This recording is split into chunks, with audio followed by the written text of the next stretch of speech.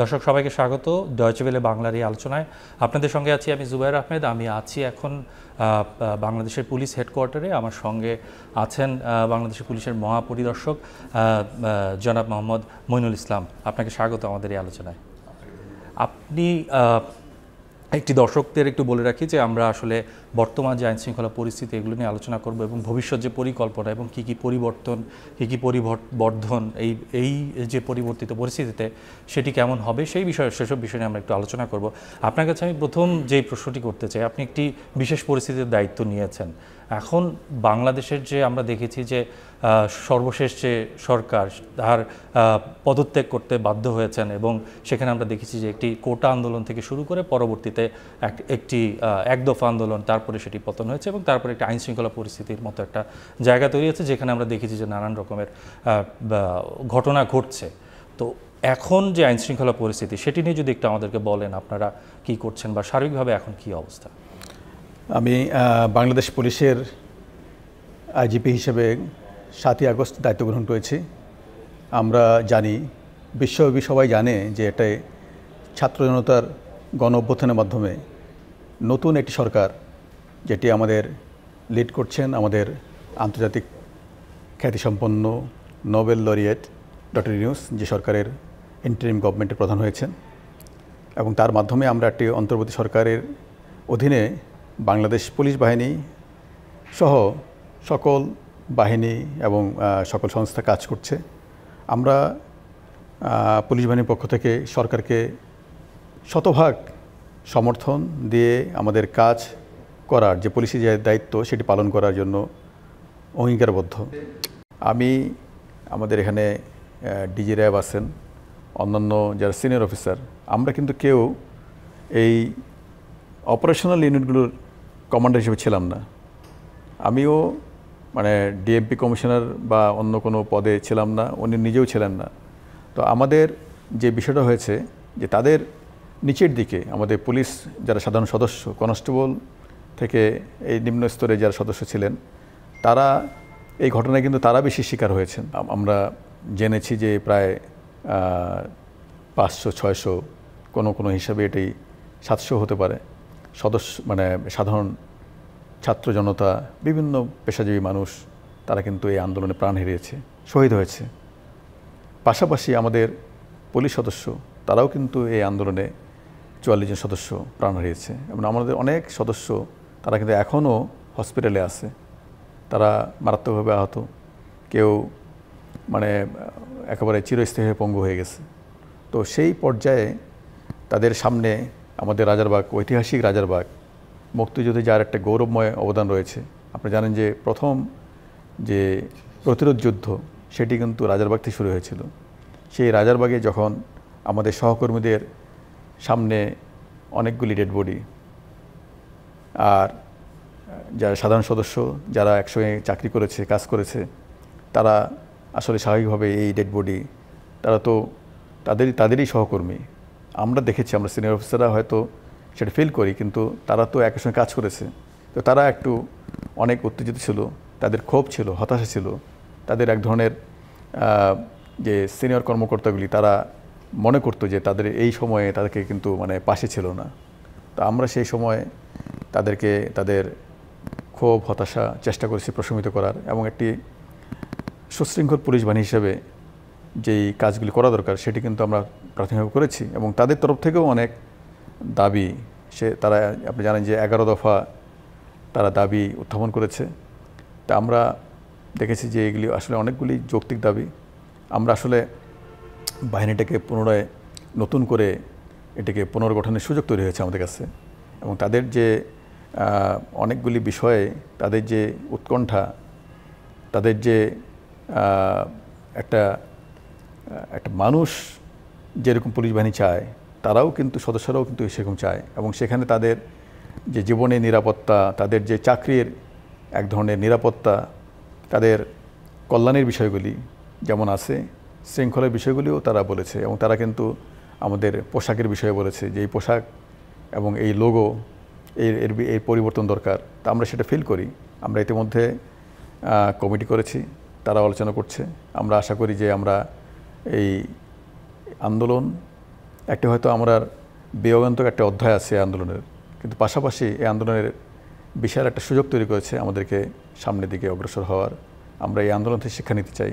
আমরা এই পুলিশ বাহিনীর যেসব জায়গায় আমাদের দুর্বলতা রয়েছে সেগুলি আমরা দূর করে আমরা সামনে এগোতে চাই। ধন্যবাদ। পারস্পরিক যে আস্থার জায়গাটা, পারস্পরিক ইমেজের যে কথা বলছিলেন, এই আস্থার জায়গাটা বিল্ড আপ করার জন্য যে দুই রকমের আস্থা, একটা হচ্ছে যে মানুষের আস্থা পুলিশের উপর, দ্বিতীয়ত হচ্ছে পুলিশেরও নিরাপত্তার আস্থা এবং তারা যে ভালোভাবে কাজ করতে পারবে তাদের মতো করে, এই দুটো জায়গা, এই রিকনসিলিয়েশন বলি আমরা, এই রিকনসিলিয়েশন রাষ্ট্রের জায়গা থেকে সেটা আসলে কিভাবে করা যায়? আসলে আমি একটু পয়েন্ট বাই পয়েন্ট যাই আর কি। সেটা হচ্ছে প্রথমত এই ঘটনা, যে ঘটনা আমাদের জাতির জন্য একটা যুগান্তকারী ঘটনা, এই বিপ্লব আমার মনে হয় যে আমাদের মুক্তিযুদ্ধের পরবর্তী সবচেয়ে বড় একটি অধ্যায় সূচিত হয়েছে এই ছাত্র জনতা বিপ্লবের মাধ্যমে।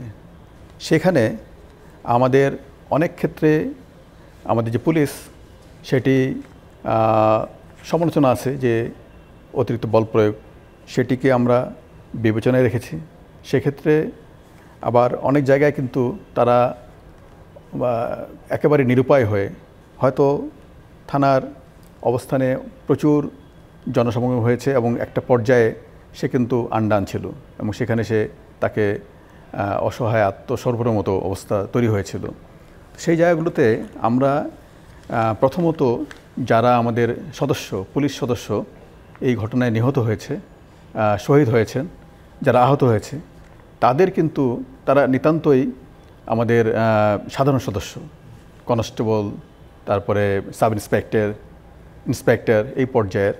তো তাদেরকে আমরা পর্যাপ্ত যে সহায়তাগুলি দেওয়ার, সরকারি সাহায্য সহযোগিতা এবং আমাদের পুলিশ কল্যাণ ট্রাস্ট সব জায়গা থেকে আমরা এই সহযোগিতা তাকে প্রোভাইড করছি। যেসব সদস্য আহত হয়েছেন বিভিন্ন এই মোকাবেলা করতে, যে এই অনেক ক্ষেত্রে আমরা দেখেছি যে আসলে ছাত্র জনতা না, অনেক ক্ষেত্রে উশৃঙ্খল, মানে আসলে তারা একটা যে শ্রেণীটাকে আমরা হয়তো চিহ্নিত করতে পারবো, যারা ছাত্র জনতার অংশ না কিন্তু তারা হয়তো সুবিধা নিতে চেয়েছে, সেই শ্রেণীদের আক্রান্ত হয়েছে। তো সুতরাং আমাদের সদস্যদেরকে আমাদের মনোবল ফিরিয়ে আনার জন্য তাদেরকে পর্যাপ্ত চিকিৎসা সুবিধা দেওয়া, তাদেরকে রিহ্যাবিলিটেট করা, সেগুলি কিন্তু আমরা করছি। সেগুলির জন্য আমরা পর্যাপ্ত ব্যবস্থা রেখেছি। পাশাপাশি যে সকল সদস্য এই সময়ে একটা আতঙ্কগ্রস্ত ছিল, নিরাপত্তার অভাব বোধ করছিল এবং তারা কিন্তু বিভিন্ন জায়গায় হয়তো স্টেশনে ছিল না, তাদেরকে আমরা সময় দিয়েছি তাদের আস্থা ফেরানোর জন্য, তাদের কর্মস্থলে। আমরা শুনে খুশি হবেন যে ইতিমধ্যে কিন্তু থানাগুলিতে তারা থানা তো মূল, আমাদের থানা ফাঁড়ি, এটাই তো পুলিশ সার্ভিস দেওয়ার একটা প্রধানতম জায়গা। তো এছাড়াও আমাদের ট্রাফিক পুলিশ আছে বা অন্যান্য যেসব জায়গায় পুলিশ সার্ভিস দিয়ে থাকে, সেই জায়গাগুলিতে জনবলটা যেন পুরোপুরি কার্যক্রম হয়ে কাজ করতে পারে, সেটা আমরা কিন্তু উদ্যোগ নিয়েছি।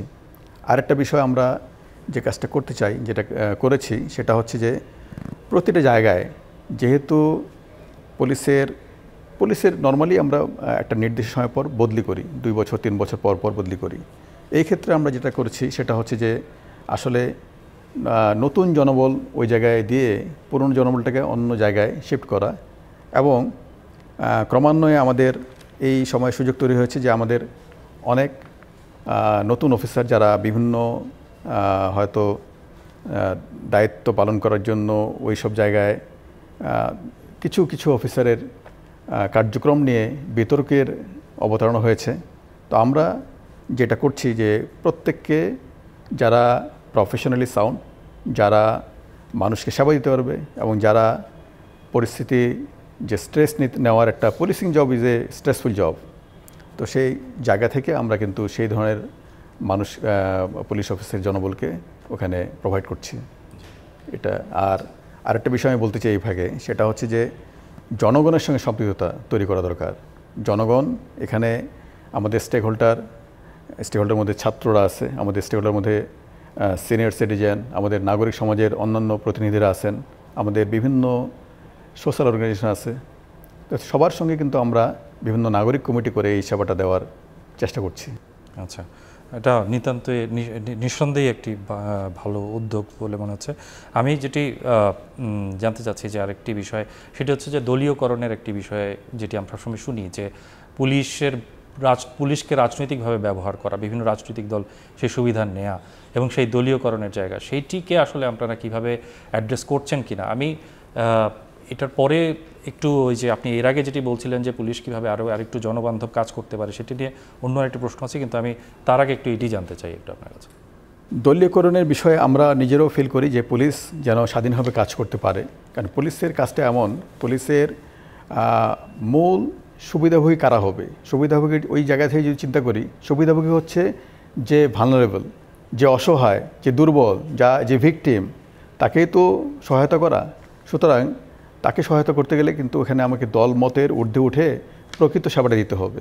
2007 সালে আমরা এই পুলিশ একটা স্বাধীন সংস্থা এভাবে কাজ করার জন্য আমরা উদ্যোগ নিয়েছিলাম, এবং এই পিআরপির মাধ্যমে, পুলিশ রিফর্ম প্রজেক্টের মাধ্যমে সেটি কিন্তু অনেক দূর এগিয়ে গেছিল। তো আমরা এখন আবার সেই কাজটা শুরু করতে চাই। আমাদের নিউ জেনারেশন অফিসার্স আমাদের কিন্তু আমরা এই সময়টা সুযোগ তৈরি করে দিয়েছে, এবং আমরা চারিদিক থেকে একটা চাপ অনুভব করছি যে রিফর্ম হওয়া দরকার। আমাদের যারা এই আন্দোলনের অগ্রনায়ক, সেই ছাত্র সমাজ, তারা কিন্তু পুলিশকে ওই সময়ে তারা হয়তো একটা পর্যায়ে কিছু কিছু ক্ষেত্রে প্রতিপক্ষ মনে করেছে, কিন্তু তারা নিজেরাও ফিল করে যে পুলিশ সমাজের একটা অবিচ্ছেদ্য অংশ, এবং পুলিশের রিফর্ম মানে দেশের ভালোর জন্য, দেশকে এগিয়ে নেওয়ার জন্য। কারণ একটা সমাজ, যে সমাজে আপনি বাস করেন, সেই সমাজে কিন্তু পুলিশ ছাড়া কোনো সভ্য সমাজ চিন্তা করা যায় না। কারণ পুলিশ ল অ্যান্ড অর্ডার, অপরাধ দমন থেকে আরম্ভ করে যেসব কার্যক্রম আছে, এই কার্যক্রম তো সমাজের একটা অংশ। সুতরাং রিফর্মের জন্য আমরা একটা আসলে উদ্যোগ নিয়েছি, এবং আমরা এটাকে মূলত কয়েকটি টার্গেট, সেটা হচ্ছে এটা অবশ্যই জনমুখী হতে হবে, জনবান্ধব হতে হবে এটা, এবং এখনকার যে টেকনোলজি ইন্টিগ্রেটেড হতে হবে এবং মানুষের যে আকাঙ্ক্ষা, আমরা যে একটা উন্নত সমাজ ব্যবস্থা কায়েম করতে চাই, সেই জায়গায় যেন পুলিশ একটা সহযোগী সংস্থা হিসেবে কাজ করতে হবে। পুলিশটা যেন ফোর্স না হয়, একটা সার্ভিস হিসেবে সবার কাছে এই সার্ভিসে দিতে পারে, সেটাই আমরা চেষ্টা করতেছি। কিন্তু এই যে এটা কিভাবে করবেন, মানে এই রিফর্মটার, মানে আপনি বলছিলেন যে দলীয় নিয়োগের বিষয়টা একটা হচ্ছে, যে আরেকটা হচ্ছে আমরা আজকে দেখলাম যে আপনাদের কিছু পদোন্নতি পুরনো, নিয়োগ প্রক্রিয়া স্বচ্ছতা, আমাদের পদোন্নতির প্রক্রিয়া স্বচ্ছতা, আমাদের যেখানে বদলি, এইসব ক্ষেত্রে স্বচ্ছতা, এবং সব জায়গায় যোগ্য ব্যক্তিকে তার দক্ষতা এবং তার মেধা এবং তার প্রজ্ঞা অনুযায়ী তার যে প্রফেশনালিজম, সেই সব বিষয়গুলিকে প্রাধান্য দিয়ে সেগুলি আমরা করতে চাই।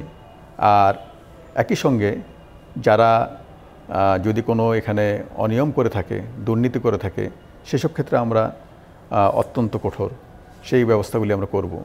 এবং এই সব কিছু মিলেই কিন্তু আমরা একটা এমন ব্যবস্থা করতে চাই যাতে করে এখানে আমাদের কার্যক্রম খুব ট্রান্সপারেন্ট থাকবে, আমরা জবাবদিহি করব, আমাদের কাজে জবাবদিহিতা থাকবে। সেটি একটা এমন কোনো সরকারি দলের কাছে না, আমাদের জবাবদিহিতার একটা সুনির্দিষ্ট ব্যবস্থা থাকবে, সেখানে যেন আমরা আমাদের কার্যক্রম জবাবদিহি করতে পারি। অযথা কেন পুলিশ সদস্যরাও যেন অযথা হয়রানির শিকার না হয়, সেটিও আমরা করতে চাই।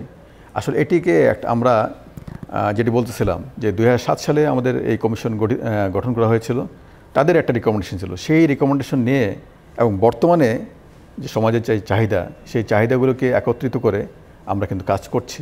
আমরা এখনও এটাকে কোনো ফাইনাল পেপার তৈরি করতে পারিনি, তো সুতরাং সেটাকে করার পর আমরা কিন্তু বলতে পারবো। বাট অবশ্যই সবচেয়ে বড় কথা হচ্ছে যে সমাজের যারা স্টেক হোল্ডার, তাদের সঙ্গে যারা আমাদের যাদেরকে আমরা সেবা দিব, সেবা গ্রহীতাদের সঙ্গে আলোচনা করে, সবার সঙ্গে সম্মিলিতভাবে আলোচনা করে আমরা এটা করতে চাই। এই মানে পুলিশ এখন এই মুহূর্তে কোনো উদ্যোগ নিয়ে কোনো দৃষ্টান্ত তৈরি করতে চায় কিনা, আমি কেন বলছি, আপনি যেটি বলছেন যে লং টার্ম রিফর্ম, আরেকটি হচ্ছে যে এই মুহূর্তে ধরেন আরও এখন তো অনেক মামলা হবে, অনেক কিছু হচ্ছে, এবং এই জায়গায় এই মামলাগুলো বা সার্বিকভাবে জনগণের সেবাটা আরেকটু বেটার করা যায় কি না? যেমন যে ধরেন যার বিরুদ্ধে মামলা হলো, যেমন গায়েবী মামলা হয়, নানান রকমের পলিটিক্যাল মামলা হয়, এবং যার বিরুদ্ধে মামলা হলো সে, আমি বলছি যে এই মুহূর্তে কোনো একটা হচ্ছে যে আপনি গায়েবী মামলা বলে কোনো মামলা নেই, ইট সো কল্ড একটা টার্ম, বাট সেটার অস্তিত্ব আমরা অস্বীকার করছি না। কোনো গায়েবী মামলা, কোনো নিরীহ জনগণকে হয়রানিমূলক মামলা, কোনো ধরনের যে সকল পুলিশের ইমেজ ব্যবহার করে পুলিশকে মেলাইন করে সেই ধরনের কার্যক্রম যারাই করবে তাদেরকে ব্যবস্থা নেওয়ার জন্য যথেষ্ট আমাদের কার্যক্রম চলমান প্রতিটা জায়গায়। এই মেসেজ ক্লিয়ার। আমরা ইতিমধ্যে সরকার অনেকগুলি পদোন্নতির সুযোগ তৈরি করেছে, পদোন্নতি দেওয়া হয়েছে, এবং যে সকল অফিসার বিভিন্ন কারণে পদোন্নতি বঞ্চিত ছিল, যোগ্য অফিসার, দক্ষ অফিসার, প্রফেশনাল অফিসার, তাদের কিন্তু প্রমোশন দেওয়া হয়েছে। এবং আমরা সরকারের পক্ষ থেকে, বাহিনীর পক্ষ থেকে, আমি নিজেও সকলকে আমরা কিন্তু সেই মেসেজটা দেওয়ার চেষ্টা করেছি, বলেছি যে কোনো ধরনের আমরা কিন্তু আমরা যেমন সুযোগ তৈরি করেছি অফিসারদের জন্য, সবার জন্য, বাহিনীর জন্য, কিন্তু কোনো মানে অন্যায়ের কাছে বা কেউ যদি অন্যায় করে তাকে কিন্তু আমরা ব্যবস্থা নিতে দ্বিধা করব না। এই মুহূর্তে যেটি আমরা করতেছি সেটা হচ্ছে সব জায়গায় আমরা, আপনি জানেন যে আমরা কিন্তু অনেকগুলি চ্যালেঞ্জের মুখোমুখি আছি। সেটা হচ্ছে যে কিছু যেখানে যদি মিথ্যা মামলা বা হয়রানিমূলক মামলা যেটা হয়ে থাকে তাদেরকে আমরা শুনছি প্রতিটা জায়গায়।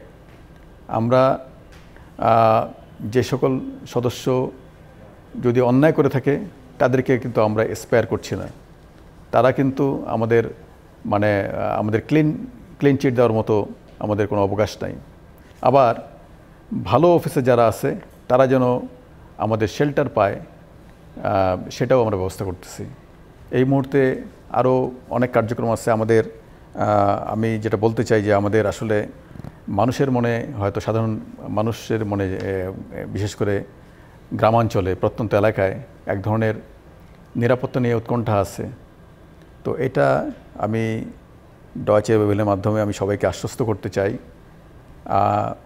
সবাই মিলে এই দেশটাকে আমরা এগিয়ে নিতে হবে, এবং পুলিশ জনগণের প্রকৃত অর্থেই বন্ধু হিসেবে পাশে থাকবে। মানে জনগণকে আমরা চাই আমাদের কার্যক্রমে, এবং সেই লক্ষ্যে কিন্তু আমরা নাগরিক কমিটি প্রতিটি জায়গায়, প্রতিটি এলাকায়, প্রতিটি থানা পর্যায়ে এটি কিন্তু আমরা গঠন করার উদ্যোগ নিয়েছি। অনেক জায়গায় গঠিত হয়েছে, এবং আমরা কিন্তু মানুষের কাছ থেকে সাড়া পাচ্ছি, তারাও আসতেছে। আমরা প্রতিটি ঘটনার, যদি কেউ থানায় অভিযোগ দায়ের করতে আসে তার অভিযোগকে শোনা, সেটাকে এজাহার হলে এজাহার, জিডি হলে জিডি, সেটিকে লিপিবদ্ধ করা এবং আইনি ব্যবস্থা নেওয়া। থানা পর্যায়ে যেই টহলগুলি মানুষের মধ্যে নিরাপত্তা বোধ তৈরি করে, সেই টহল যৌথভাবে এখন যেহেতু সশস্ত্র বাহিনী রয়েছে তাদের সঙ্গে যৌথভাবে সেই টহলের ব্যবস্থা করেছি। তারপরে আপনার ক্রমাগতভাবে জনগণকে সাথে নিয়ে কাজ করছি। রিমান্ড বা আইনি যে প্রক্রিয়া আছে, প্রচলিত যে আইন আছে, হ্যাঁ, গ্রেপ্তারের বিষয়গুলি, এটা কিন্তু গ্রেপ্তার এবং রিমান্ড সব কিছু আইনি বিধান। এই আইনি বিধানের আওতায় থেকেই আমরা কাজ করতে চাই। যদি কোনো জায়গায় কোনো ভুল ত্রুটি হয়ে থাকে, সেই জায়গায় আমাদের কাছে আসলে সেগুলি আমরা অবশ্যই অ্যাড্রেস করব। সেগুলি করার কোনো সুযোগ নাই। আমাদের যেমন গ্রেপ্তার করলে 24 ঘন্টার মধ্যে তাকে আদালতে হাজির করতে হবে। সেটি আমরা যদি কোথাও ব্যর্থ হয়ে থাকে, সেটি যদি আমাদের নজরে আসে, সেক্ষেত্রে ব্যবস্থা নেব। আমরা প্রতিটি গ্রেপ্তার, প্রতিটি রিমান্ড সহ পুলিশি যে কোনো কার্যক্রম যেখানে মানুষের রাইটসের প্রশ্ন আছে, অধিকারের বিষয় আছে, সেগুলি যেন আমাদের as per constitution, as per human rights, as per law of the land, সেগুলি যেন কমপ্লাই করে আমরা করা হয়। সেগুলি কিন্তু আমরা সে কারণে আমরা কিন্তু প্রশিক্ষণের উপর জোর দিচ্ছি ব্যাপকভাবে, সেটি করতে চাই। ধন্যবাদ। ধন্যবাদ আপনাকে আমাদের সঙ্গে যোগ দেওয়ার জন্য। দর্শক, কথা বলছিলাম পুলিশের মহাপরিদর্শক মোহাম্মদ মঈনুল ইসলাম। তিনি সম্প্রতি যোগ দিয়েছেন, এই দায়িত্ব নিয়েছেন, এবং তিনি বলছিলেন যে কেমন করে ভবিষ্যতে পুলিশ আরও কীভাবে ভালো সেবা দিতে পারে এবং সেই জন্য তারা নানান রকমের উদ্যোগ নিয়েছিলেন। আপনাদের সবাইকে ধন্যবাদ আমাদের সঙ্গে যুক্ত হওয়ার জন্য। আমরা পরবর্তীতে হয়তো আরও অন্য বিষয় নিয়ে আপনাদের সামনে আসবো। ভালো থাকবেন।